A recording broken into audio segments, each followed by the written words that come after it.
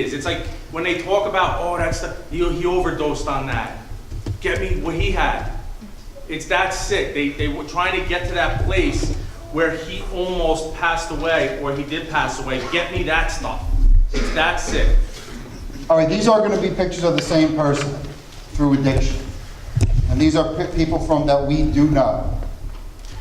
Guys, look at the towns and the ages. Same girl, obviously, as these go.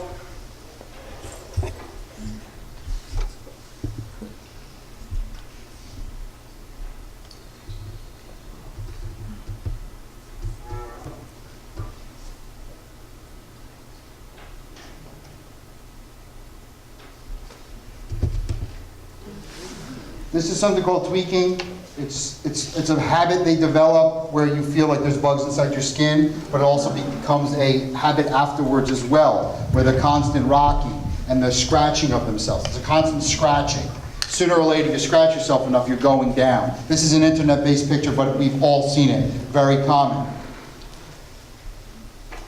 That's one thing for parents, skin. You'll see like the skin is just really starting to get scratchy and sores and things like that. Okay, we have 3 special guests to come speak to you as well. And it's people we've met through unfortunate circumstances. But like we said, we don't police anymore like police officers.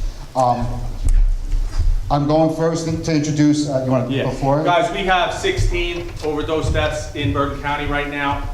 We are blowing away the record. Okay, last year, 1,600. Last year, 2013, 1,600 people passed away from heroin in New Jersey. We're gonna beat that this year. It's like I said, a hurricane that we're trying to stem the flow. We know we're not solving this problem. We're just trying to get in the way.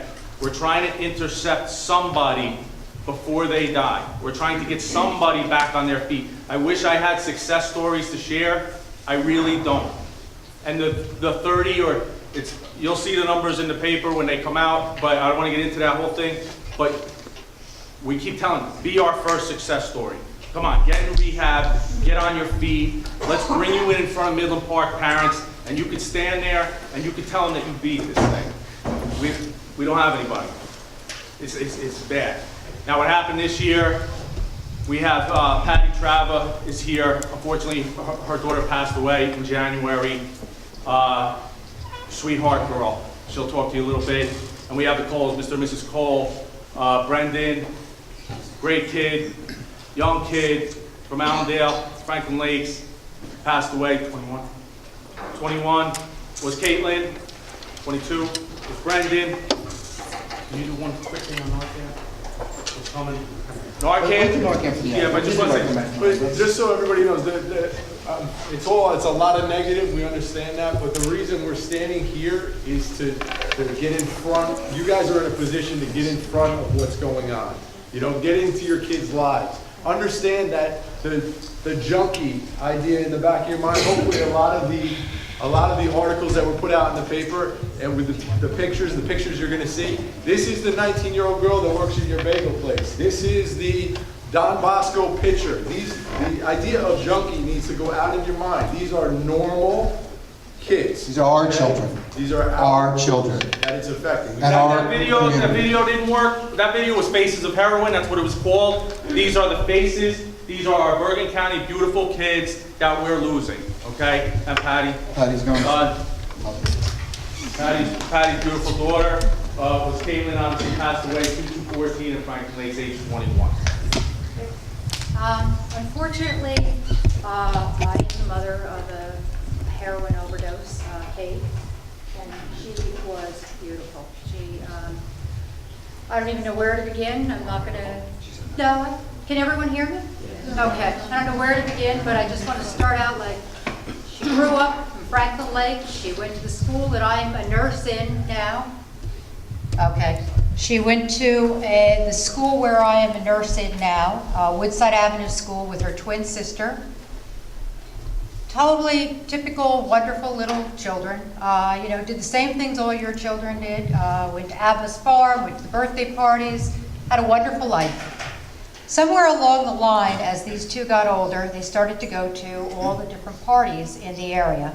And Kate was very heavily into doing what these farm parties where they would all bring different drugs. That's And- farm, P-H-A-R-M, not F. Farm like Right, that, farm. pharmaceutical party. Okay, they would put all of these pills that they would bring from their home into a bowl. They would sit down then with beer, vodka, and Red Bull, take the pills, drink, and then just get high.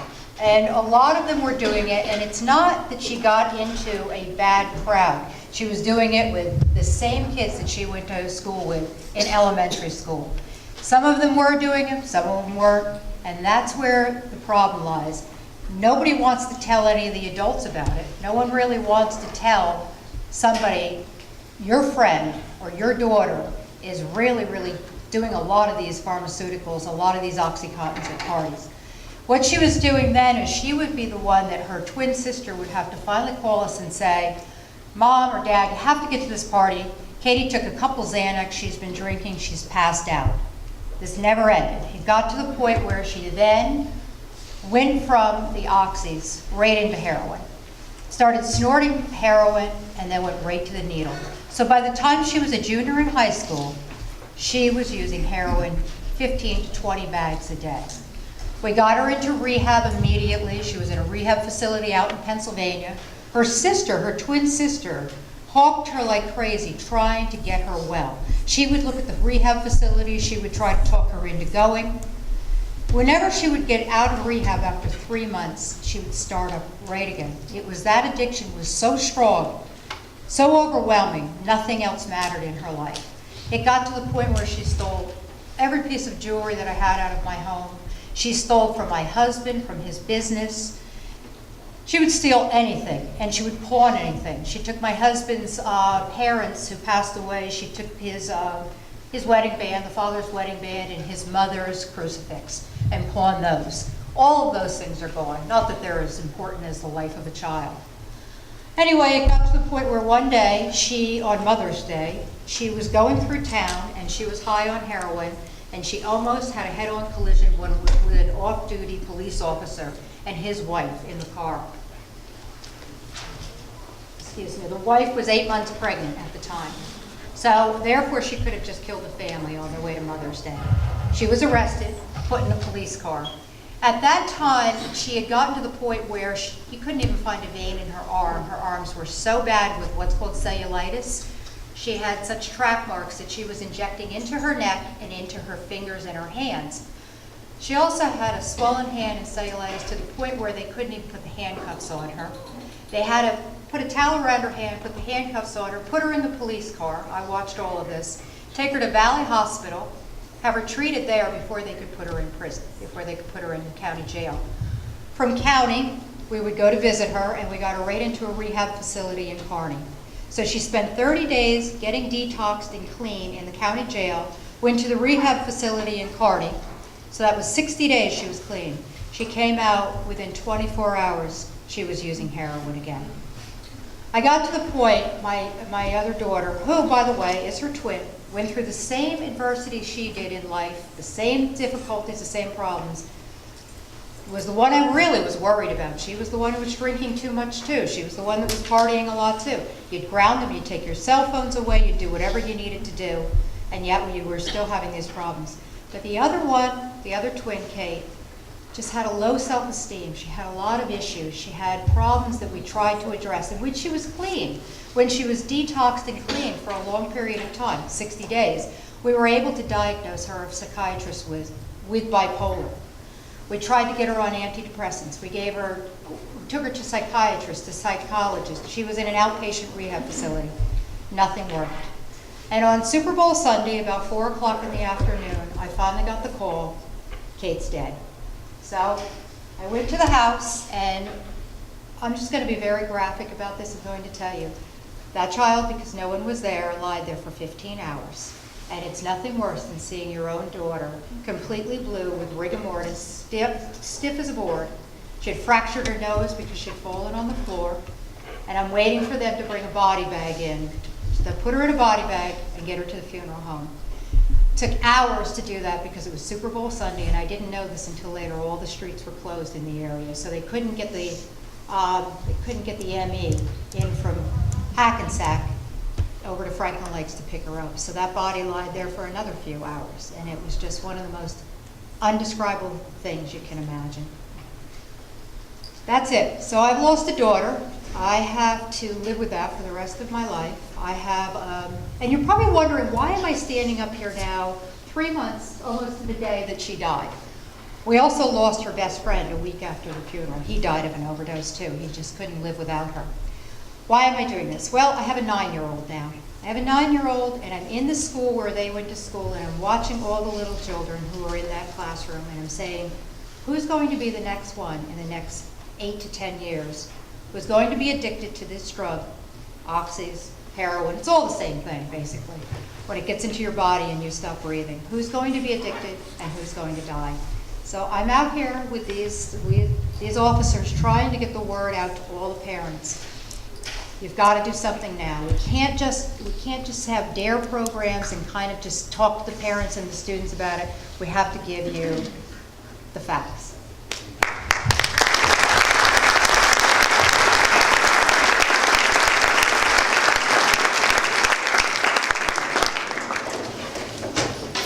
Guys, I'm going to do Dan real quick. This is Brendan, and I'm going to do Dan just because Patty just finished and she referenced him. Dan, when Caitlin passed away, we got concerned, and this is what we're doing now with Kate. We got concerned at that time with Caitlin's friends. Patty was nice enough to give us Caitlin's cell phone, and we were able to identify through her cell phone who her heroin-addicted friends were. And we called them all in, and we asked them to use Caitlin's death as a motivation to get off of this powder and get off of this nightmare. I'm now in the habit of putting that on video, and on that one we did.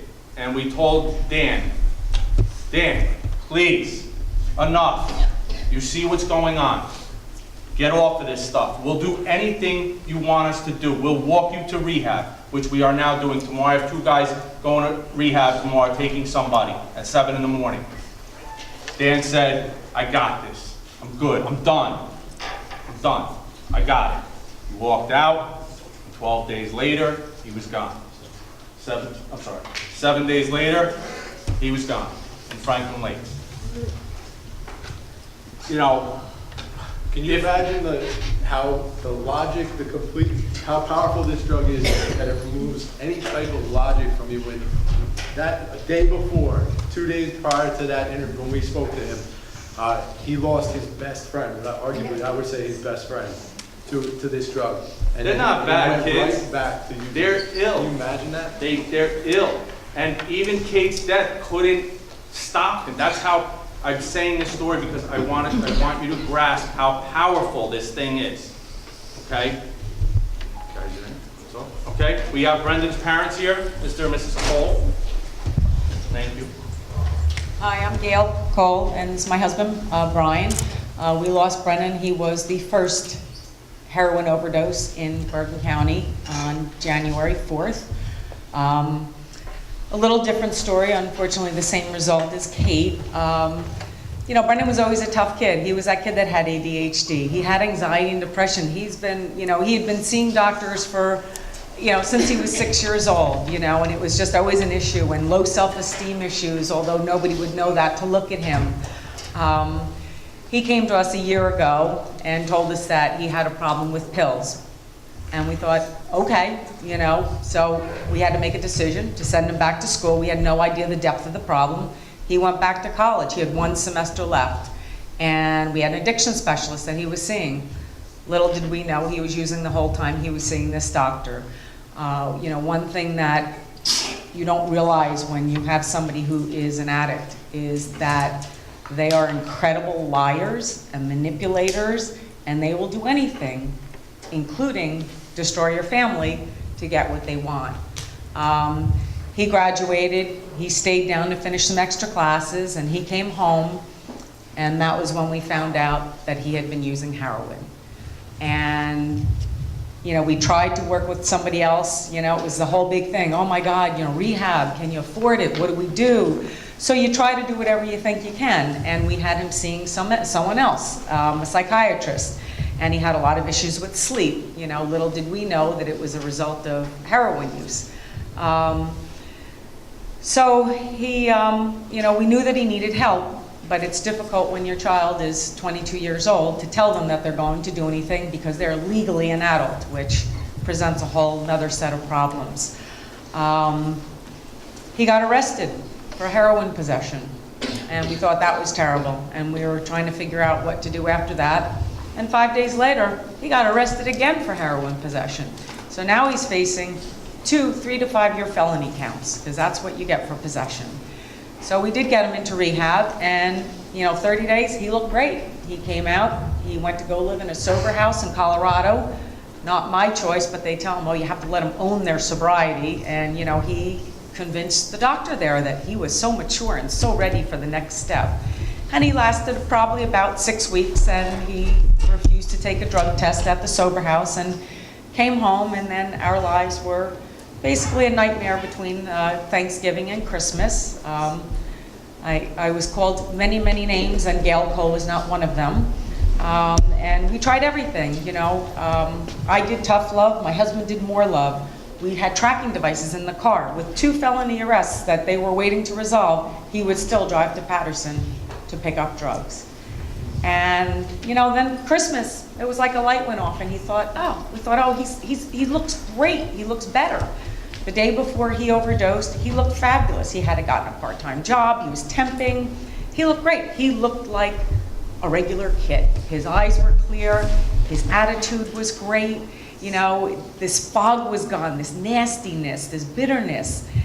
And he, came home, hey, I'm gonna go to the mall, and I just wanna pick up something. Okay, he had no money, he had no car, he borrowed a car, wouldn't go to Patterson. We figured he's going to the mall, how bad can that be? And he came home, and I looked at him, I go, he's high, isn't he? And sure enough, he was high, and we confronted him, and he went to sleep. My husband fell asleep on the couch, and by the grace of God, we thought, woke up at 1:30 in the morning and found him lifeless on his bed.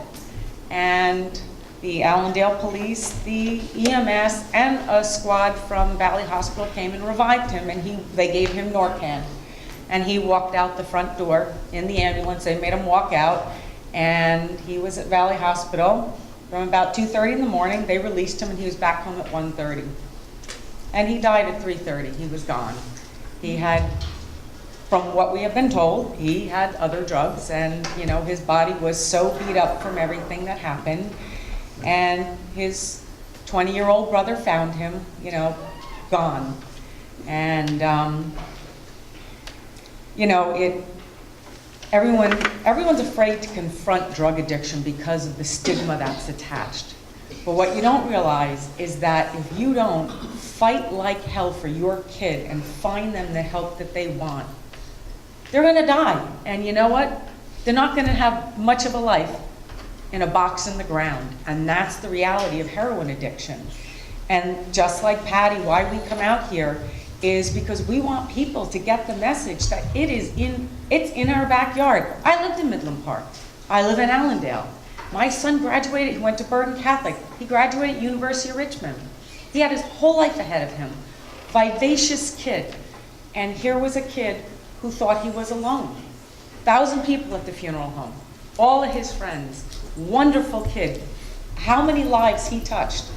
Yet he felt alone because what he really wanted was the high of drugs. And you have to fight like hell. And these guys are doing an amazing job. You have no idea the behind the scenes work that these guys do all the time. And it's for our kids, and it's to try to fight this war. I'll just add one thing. I was fortunate enough not to be working, to be retired when this came about last January. And I've been a pretty successful individual, and I usually figure if I put my mind to something, I can do it. So, okay, first week of January, I find out he has a drug problem. So what I'll do is I'll just drop everything in my life and take care of this. So for a year, it was a 24/7 deal. Whether it was going down to Richmond to hire an addiction specialist, whether it was going down there every other week, check in on him, watch him play lacrosse, keep close. Had an addiction psychiatrist in Manhattan and also in Cresskill. Then we had a rehab facility in Maryland, and I can't imagine what this stuff costs. I mean, people that don't have money, it's a whole nother world of pain. As I look back at all of this, I completely underestimated the fight I picked. I was well out-armed, and there was no comparison. And I think back at it, and I remember even talking to Brendan when he was going through his sobriety, and he was going to AA meetings, things like that. All these people, they just chain smoke and go to AA every day, and nobody has a real job, and is this all that's out there once you find sobriety? So that's something that these kids battle, because the future that they thought they had, even if they become sober, they're probably not going to have it. They're not going to be a lawyer, they're not going to be a banker. They're just going to be somebody hanging on every day for dear life with some type of menial existence. Addiction is. And that's is every really day. hard to beat, because then they say, what the hell, I might as well just, basically commit suicide. And I think, looking back on it and talking to these guys, I've come to the conclusion that you have to stop it before it starts, because it just is almost impossible to kill. I mean, on a 30-day rehab, the failure rate is 95%. So it just has to be caught early. It has to be caught before it starts, not even early. That's excellent point. Thank you very much.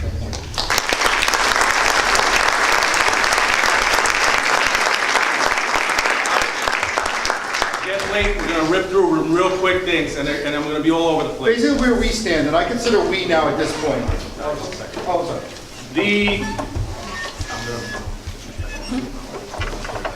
The manipulation, they talked about it.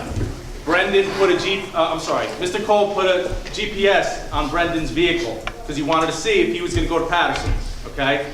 Brendan, I'm not disrespecting him, I'm actually giving him credit here, went to the mall.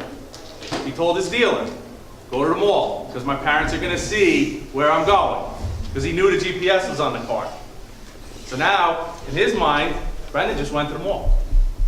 He was meeting his dealer there. These two were nice enough to let us use Brendan's phone. Chris got on that phone.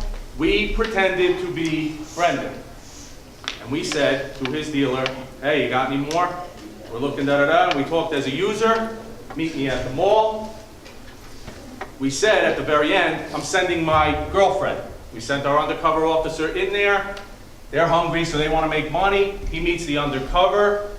He brings her heroin. We arrest the dealer. The reason this is an important story is because what we're trying to do, this is not an answer, but it's just another tool in the toolbox, is he brought the same stuff, that stamp we talked about earlier, that Brendan used, is the stamp that he brought our undercover. Those two are under arrest, not only for the sale of the heroin, but for the death of Brendan, okay? There's a law on the books that if you sell drugs and those drugs result in the death of a person, you are responsible for their death. It's called liability, strict liability. That carries a pretty harsh sentence. We all know that these dealers don't intend, or didn't intend, and the Coles are very aware of this, for Brendan to die that night. He's just trying to make $80. But we want the message to the dealers when they find out that my two boys are in jail for a homicide now, I'm not selling heroin anymore, I'll sell weed. You know, we're trying to get that out there as well.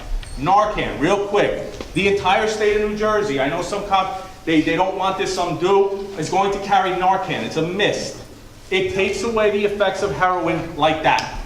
When Brendan overdosed at 1:30, Mr. Cole found him. The paramedics showed up, they gave him Narcan. He got up and he walked out of the house. He went from just this close to death to walking himself into the ambulance, okay? That's how strong that Narcan is. Every cop will have it now because they are there quicker than the paramedics, and time is of the essence. That is not an answer. When the user, say again? Parents, can we have Narcan in our house like you would an EpiPen? Great question. I think it's coming. Here's the thing. Here's the controversy on Narcan. If your kid who has a problem knows there's Narcan in the house, he may push the borders a little bit. That's the thought behind. That's what's holding it I don't back a little understand, he bit. may do what? Like, you can bring me back, so I'm gonna go as far as I can close to death. You know what I mean? My mom will bring me back. So why would we want to present that? Now, so be it. Brendan was saved that night. They saved him. They brought him back to life. It wasn't enough. Even the shock of an overdose. I was in Valley. I died. I came back. They brought me back. He came home and he used again. That's how strong this drug is. And before we finish up, I'm going to give you the answer to this problem, because there is one. There's one answer. Don't start. Don't start. That's the answer. Not a reality. Might be a reality for your families. The kids that have started, the kids that are starting today, we have to deal with them, and we're trying. We're going to try and wrap up. Just to segue into the final couple of slides, what we do, and I say us and we at this point because we are a community, we are parents, we are teachers, we are law enforcement. We need to educate, give knowledge, we need persistence on our children. Family and friends, caring and loving, open talking. These are just some points to bring up. In law enforcement, I'm taking the initiative to train young police officers. Police patrol individuals who just look at it as, hey, he's a junkie, I'm going to take him down, I'm going to make my first arrest on that guy. No, it's not like that anymore. You need to have compassion. It's not like that, and that's the training I'm teaching. You got your law enforcement involvement like us, and that's one of the things we're doing, the strict liability test. That's what our prosecutor has brought back. That's just another tool in our trades right now. Schools, administrators, teachers, that's why we're here tonight. Your school was nervous, was scared of this. Medical professionals and social workers, we're involving them all. Why now? Why is it so important? And these are the pictures of who we've lost. And this is why. I'm going to go through them with you. Look at the ages. That's the end. That's Caitlin's best friend. 19.